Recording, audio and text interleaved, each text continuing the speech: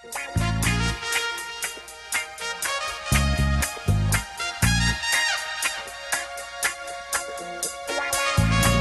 tardes, muchas gracias por venir. Bienvenidos a la presentación de La vida es eterna, la biografía de Víctor Jara, escrita por nuestro querido amigo, el historiador español Mario Morós.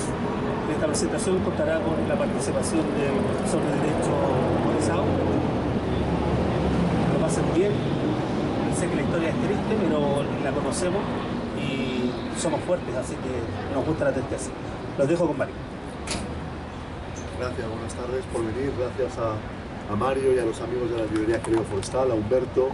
Otra vez aquí nos encontramos después de tantas cosas y tanto tiempo para conversar esta ocasión sobre Víctor. Y me acompaña un estimado amigo, profesor de Derechos Humanos, destacado investigador también, y además para mí una gran ayuda, porque cuando de repente me falta un papel, llama a Boris y tiene la amabilidad de acudir a un archivo, de hacer una gestión, y es una gran suerte tener amigos como Boris, que cuando uno está en Madrid puede echar una mano. Luego yo siempre le gano un libro también, pero bueno.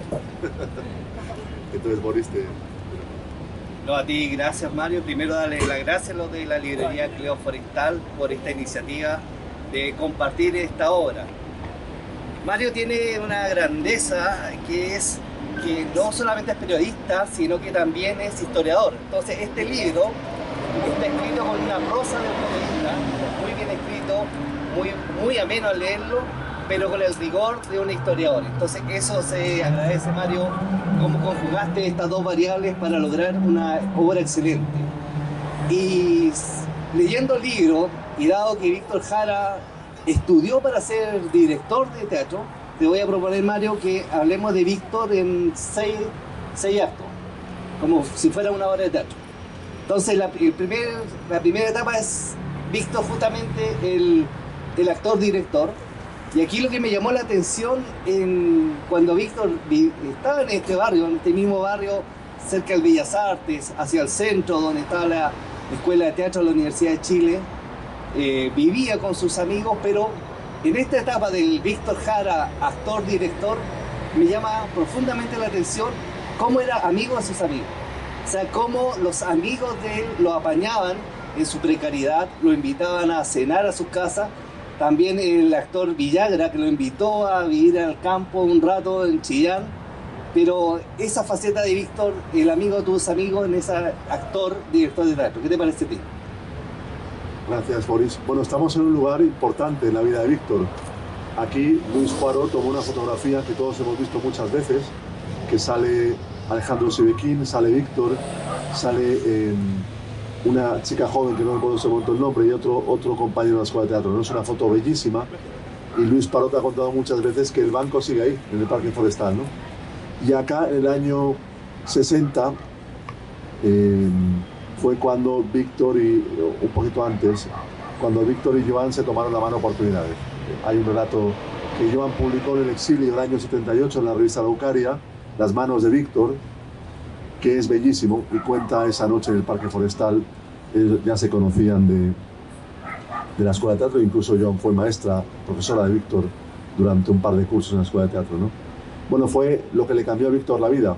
Él, de manera inopinada, imprevista, termina servicio militar en el año 53, con casi 21 años, y casi por casualidad logra ingresar en el coro de la Universidad de Chile para estrenar Carmina Burana en el Teatro Municipal.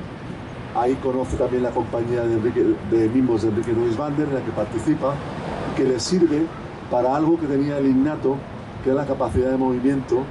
Le sirve, es determinante ese aprendizaje con Enrique Nuisbander para ingresar para pasar las pruebas de la escuela de teatro.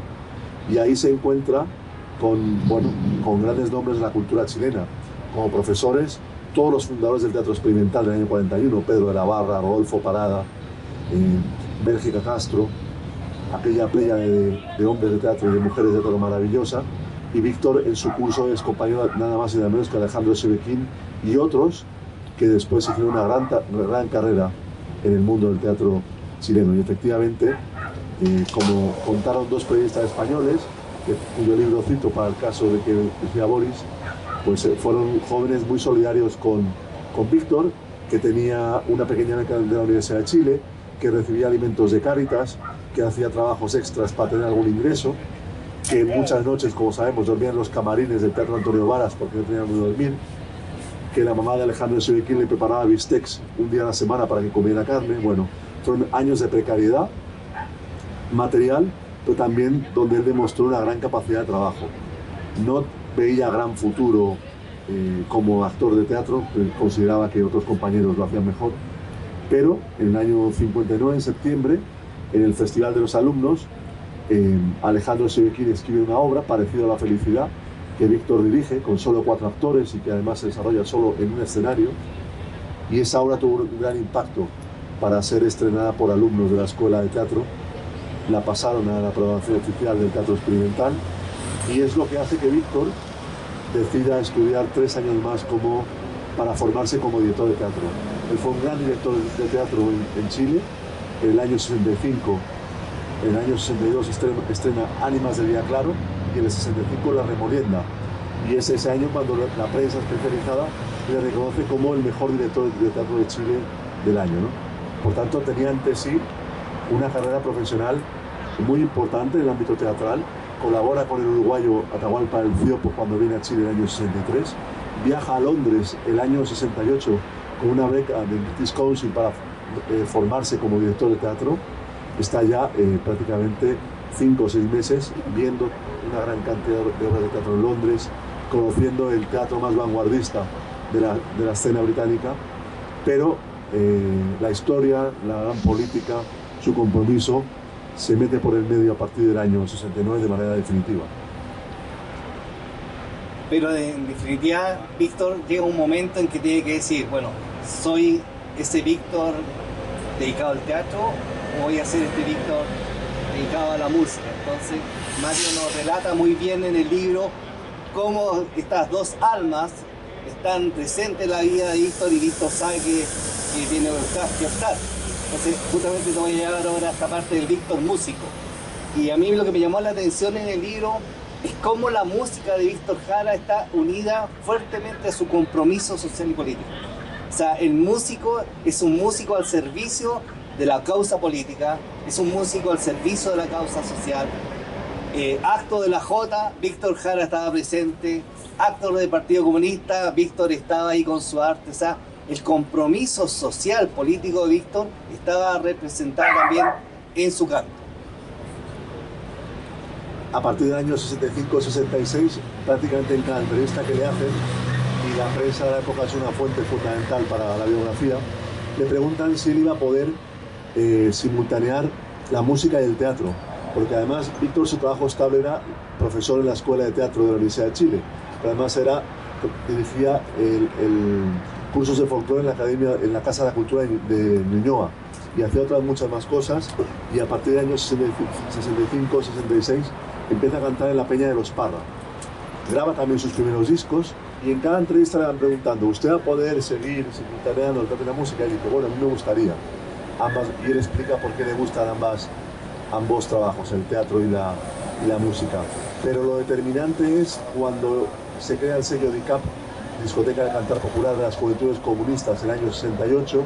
Él graba su primer disco con DICAP en junio del 69, Pongo en tus manos abiertas, que es ya claramente un disco de compromiso político, alejado del folclore de los primeros temas que Víctor graba, y es un disco ya de un compromiso político evidente, ¿no? Viene el año 70 la campaña presidencial de Salvador Allende, y él, a principios del año 70, pide a la Universidad de Chile una excedencia de un año. Renuncia a su salario durante un año para dedicarse a la música por completo. Y lo determinante será que en el año 71 renuncia definitivamente a su trabajo estable. La Universidad Técnica, aquel año 71, contrata a Quilapayún, Inti Illimani, Víctor, Ángel Isabel Parra, para que hagan conciertos en las sedes de la UTE, que las había en Arica Magallanes, ¿no? Hacen giras por todo el país, dirigen cursos, y Víctor, bueno, graba prácticamente un disco por año, viaja el año 71 a México, a Centroamérica, a Argentina, el año 72 a Cuba, en 2 ocasiones a la Unión Soviética, al Reino Unido.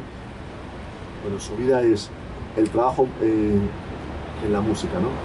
Es impresionante cuando uno echa la cuenta, como decimos en España. Víctor se dedicó a la creación musical de manera exclusiva 5 o 6 años.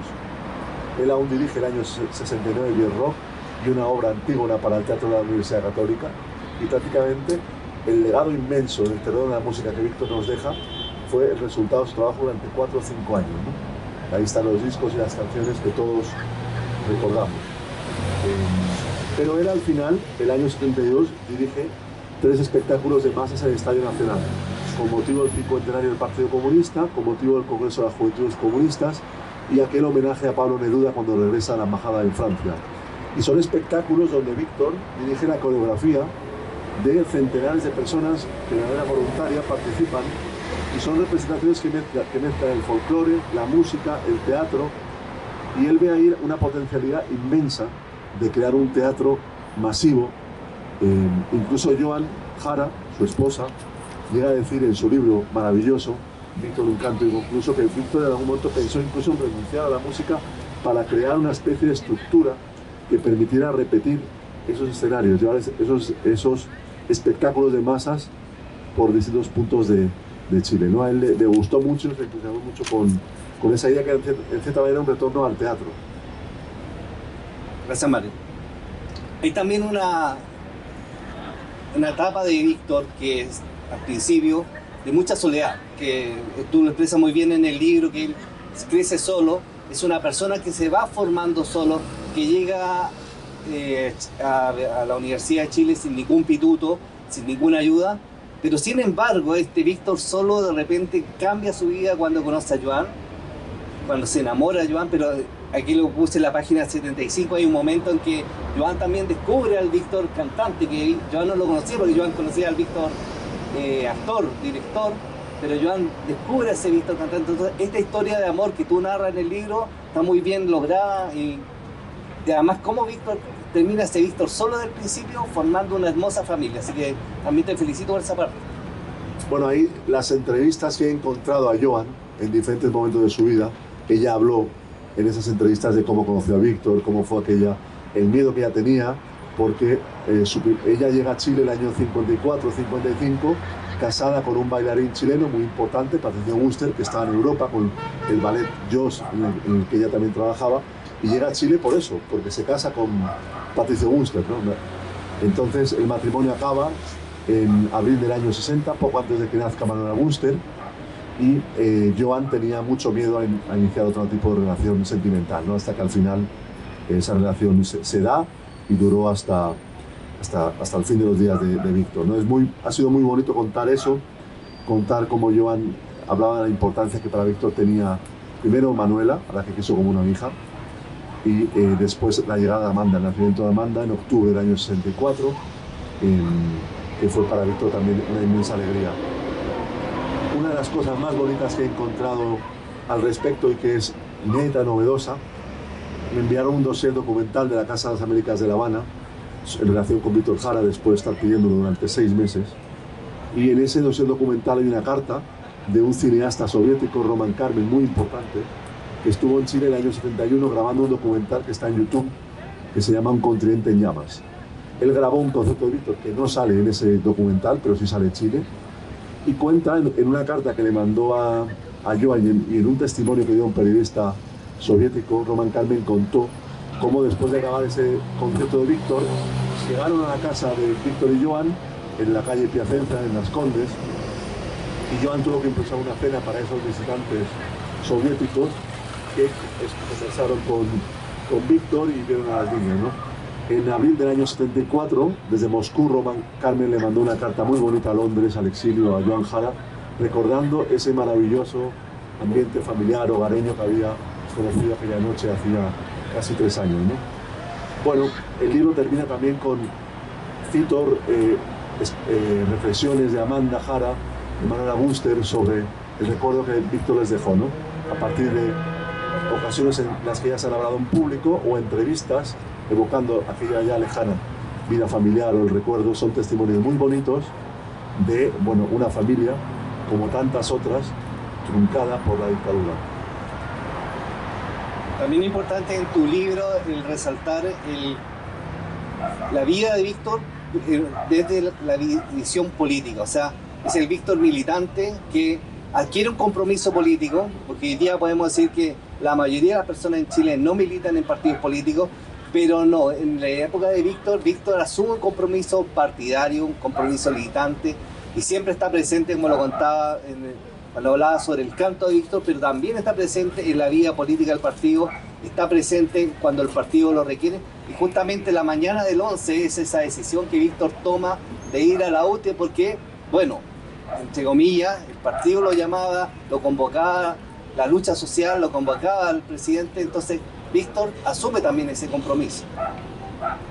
Sí, él ingresó en las Juventudes Comunistas a final de los años 50, donde él estaba en la escuela de teatro, era un feudo de los comunistas, Pedro de la Barra, Rodolfo Parada, María Maluenda, y otros muchos eran o militantes, Patricio Buster, o cercanos al Partido Comunista, ¿no? Por su origen social también era una fuerza en la política en la que él podía militar. No hay muchas pistas, prácticamente nada, sobre la militancia comunista de Víctor hasta finales de los años 60. Por ejemplo, estos días he estado revisando el periódico El Siglo de los años 60 y no he encontrado apenas referencias a Víctor, ¿no? Es verdad que la nueva canción chilena, el momento culminante es a partir del año 68-69, con el famoso festival que tuvo lugar en el Estadio Chile, pero Víctor efectivamente era un militante comunista y además encontramos su condición de militante comunista, por ejemplo, cuando viaja a la Unión Soviética en el año 60. En las cartas que Joan cita en su libro vemos la visión idealizada de los militantes comunistas chilenos de la época respecto a la Unión Soviética, ¿no? Ahí sí se aprecia las lecturas de Víctor, la formación política, lo vemos en esas cartas. Él, en el tiempo de la Unidad Popular, bueno, viaja fuera de Chile en el marco de las estructuras internacionales de la Jota. Las giras que hace las organiza DICAP, además de un sello discográfico, creó una organización para llevar a estos músicos dentro de Chile y fuera de Chile, y para también gestionar la grabación de las canciones y los discos de Víctor en otros países. Antes de que Víctor fuera asesinado, ya se grabó, por ejemplo, Mercedes Sosa grabó Te recuerdo Amanda o Plegaria a un labrador. Se publicaron discos de Víctor en varios países americanos, en Italia, incluso en Japón. Él lo dice en una entrevista. Ingresa en el Comité Central de las Juventudes Comunistas en septiembre del año 72, cuando también ingresa Isabel Parra y Eduardo Carrasco de Quilapayún. Y efectivamente, como decía Boris, el 11 de septiembre, Víctor desde la casa llama a varias personas, porque en aquellos momentos, primeras horas de la mañana, hoy sabemos lo que pasó, pero nos podemos imaginar la incertidumbre que sentían personas como Víctor en torno a lo que estaba pasando, ¿no? Y de camino de Las Condes a la Universidad Técnica del Estado, él pasa con su coche por la Avenida República, por el Comité Central de las Juventudes Comunistas, y allí efectivamente le reafirman que, como estaba previsto en caso de golpe de Estado, su puesto era la Universidad Técnica del Estado, donde él trabajaba y donde otros miembros de las Juventudes Comunistas. Él permanece allí y, eso porque además tenía que cantar aquella mañana en el acto en el que el presidente Salvador Allende iba a convocar a un plebiscito al país para intentar dar una salida política al conflicto. Para ir terminando, Mario, te propongo, si yo hubiera puesto el nombre del libro, le hubiera puesto Víctor Jara, el hijo del campesino, porque me llama mucho la atención en tu libro cómo Víctor jamás renegó su origen humilde, que era hijo de un campesino, que nació en la pobreza, que nació en un campo que no era de su familia, que después vivió en Lonquén, que vivió en una población en Santiago, Los Nogales. O sea, él, su origen humilde, lo lleva marcado a fuego, y él lo hace presente cuando está después cantando frente a otros campesinos, lo hace presente cuando está cantando en una gira al norte, en distintos poblados, está en una minera, y él, una vez un campesino le dice, bueno, a ti te noto que tú eres del campo, y Víctor Jara le responde, sí, soy hijo de un campesino. Entonces, eso me gusta mucho de Víctor Jara, de no renegar sus orígenes, sino ser orgulloso de ser hijo de un campesino. Y para terminar, a mí me gusta mucho Plegaria de un labrador, una canción de Víctor Jara, y con el libro de Mario me doy cuenta, claro, que Plegaria del labrador viene de ese tiempo de que Víctor Jara estuvo como seminarista. Hace 2 años Víctor Jara en un convento formándose para ser cura. Seguramente Plegaria del Labrador nace de ese tiempo místico de formación de él, y es tan bonita esa letra en que habla de mucha esperanza. Yo creo que esa etapa de Víctor de soledad, que después pasa en este convento y después pasa en un regimiento haciendo su servicio militar, lo lleva a que seguramente tiene mucha incertidumbre en su futuro, pero con mucha esperanza. Así que, Mario, te felicito por tu trabajo y por todo lo que realizaste con la investigación de Víctor Jara. Muchas gracias, Boris. Bueno, y ahora si alguien quiere preguntar o que conversemos, sería estupendo.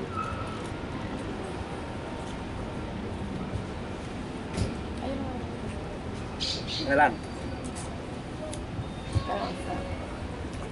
Hola.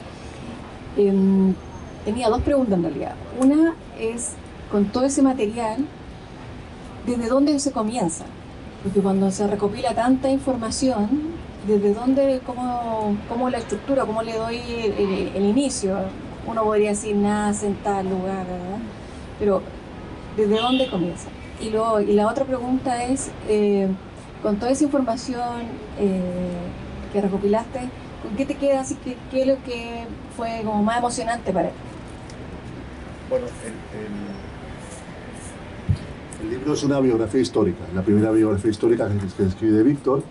Por tanto, hay un gran esfuerzo por encontrar documentación nueva, fundamentalmente en archivos, que permitan iluminar aspectos de la vida de Víctor desconocidos o imprecisos o que son parte de la leyenda. Por ejemplo, ayer en Cerro Navia me decían que Víctor había vivido en la población de Mina la Victoria. Y yo, como soy español y los españoles hablamos claro y contundente, dije no. Les tumbé el mito a los pobladores, ¿no?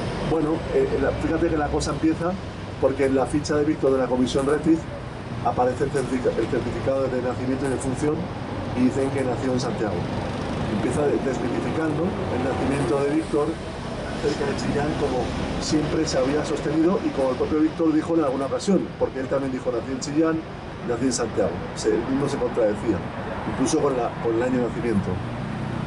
En eso una amiga como Lucía Sepúlveda me contaba que en aquel tiempo los campesinos no tenían tan claro la fecha de nacimiento, ¿no? Eso, claro, yo no lo puedo saber, eso, ¿no? Eso tienes que tener ya unas raíces en Chile para saberlo, ¿no? Pero no era tan infrecuente que uno no tuviera tan claro, porque los nacimientos a lo mejor no se registraban tarde o de manera imprecisa, ¿no? Bueno, y así transcurre la biografía desde que Víctor nace hasta su asesinato y el epílogo, que se titula Joan Jara o el deber de la memoria. La parte final del libro, 2 capítulos, tienen que ver con el golpe, la detención, tortura y asesinato de Víctor, y eso lo reconstruyo a partir del sumario judicial.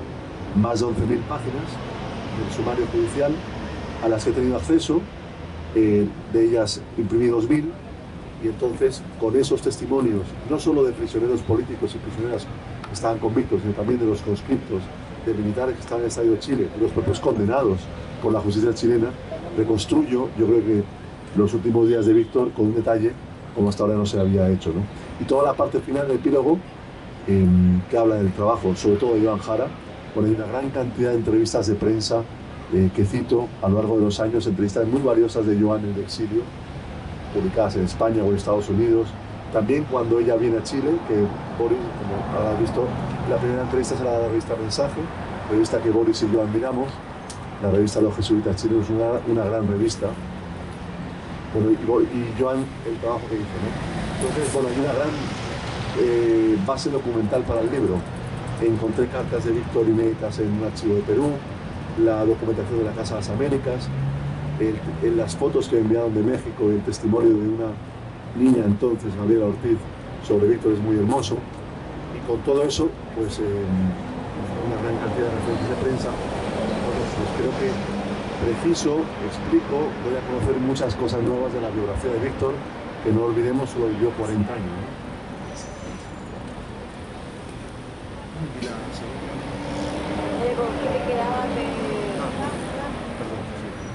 Bueno, de todo, son muchas cosas, ¿no? Las cartas, ver la letra de Víctor es impresionante. Tengo las cartas visualizadas, es algo impresionante.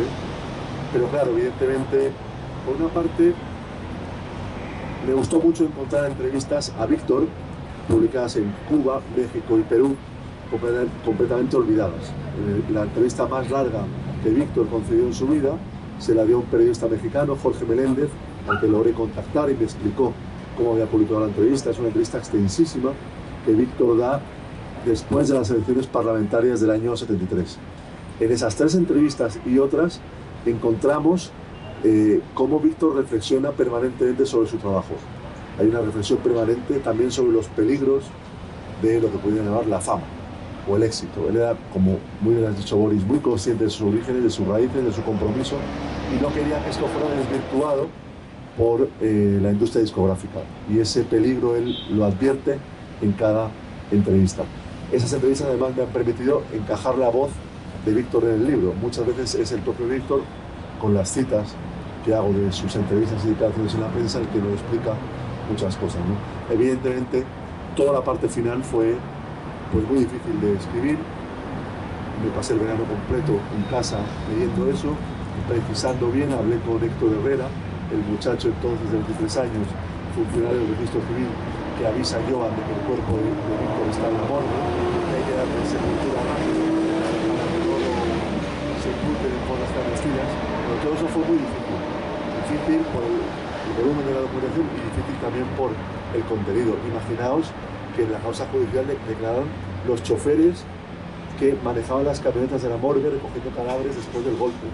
El médico que le hizo la autopsia, o la no autopsia, porque no fue autopsia, a Víctor en el año 73 y que firma aquel famoso certificado de 44 heridas de bala, ha declarado en el juicio. Todos los oficiales del Estado de Chile. O sea, es algo impresionante leerlo. Una fuente histórica impresionante de los sumarios judiciales, ¿no?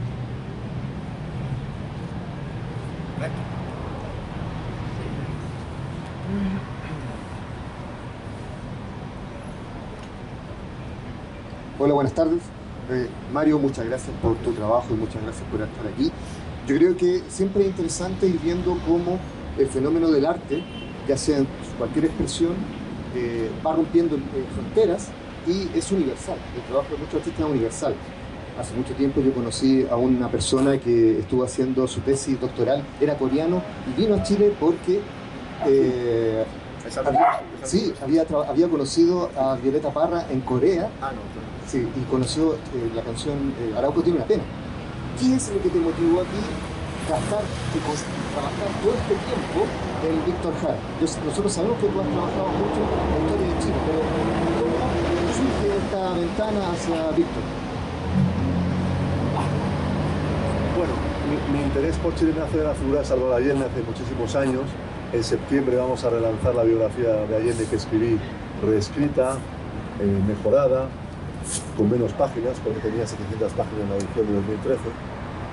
Y es un interés que no decae porque estas semanas, aparte de lanzar el libro, he ido a trabajar a varias bibliotecas, a varios archivos, tengo varios proyectos, ¿no? Evidentemente, yo sobre Víctor Jara llevo escribiendo más de 20 años.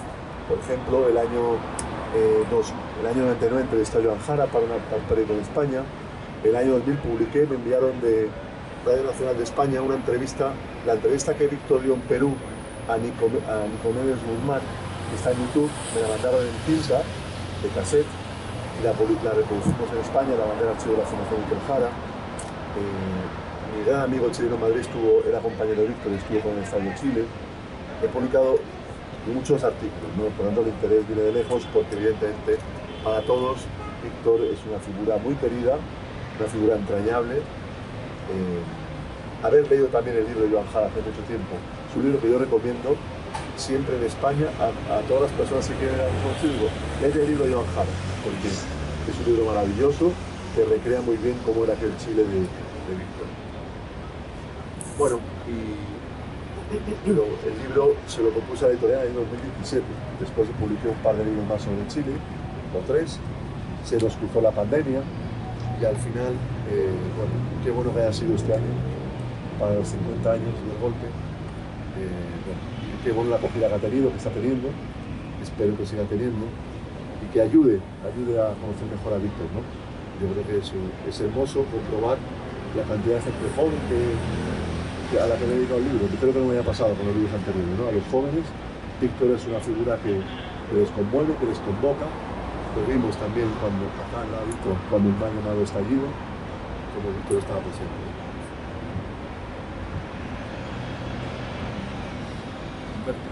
No, yo lo hacía a voz limpia. De hecho, precisamente por la figura de Víctor con los jóvenes y del legado de Víctor, que a pesar de que en el 2023 ya se cumplen 50 años del golpe, ¿cómo a tu juicio aún resiste y persiste la figura de Víctor? Porque Víctor, claro, murió en el Estadio Chile, pero Víctor sigue vivo en los jóvenes, en quienes estamos acá, en la cultura chilena. A tu juicio, ¿qué hace que resiste? ¿Qué hace que Víctor viva hoy?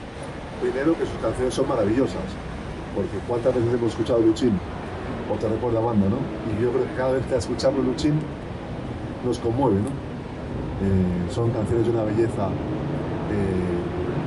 término que Víctor utilizó en sus reflexiones, como él quería alcanzar esa belleza en la creación.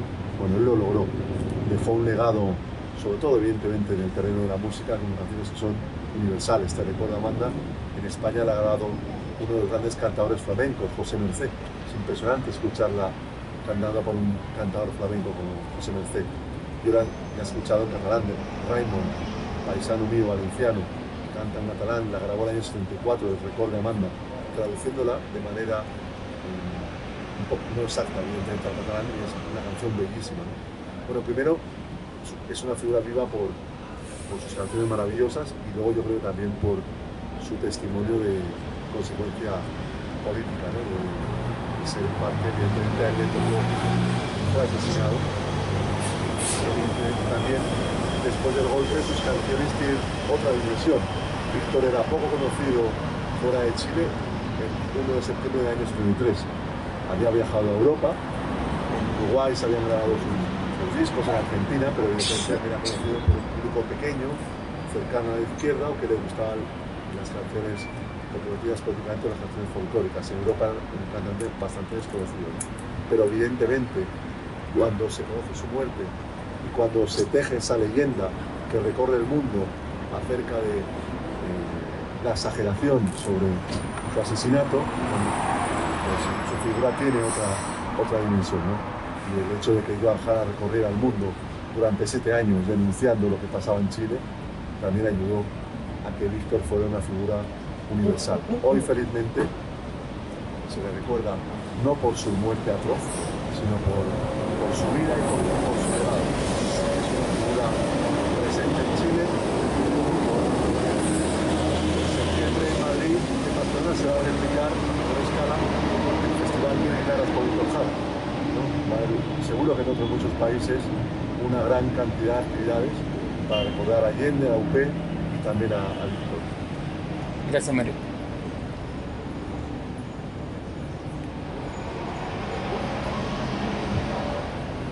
Bueno, vamos terminando para que Mario pueda firmar algunos libros. Les agradecemos mucho que se hayan dado el tiempo de venir hoy, comprobar que el barrio está vivo hasta ahora, no ha muerto nadie, y afortunadamente. Y gracias, un aplauso para Mario, por favor. Gracias también, Bolsa.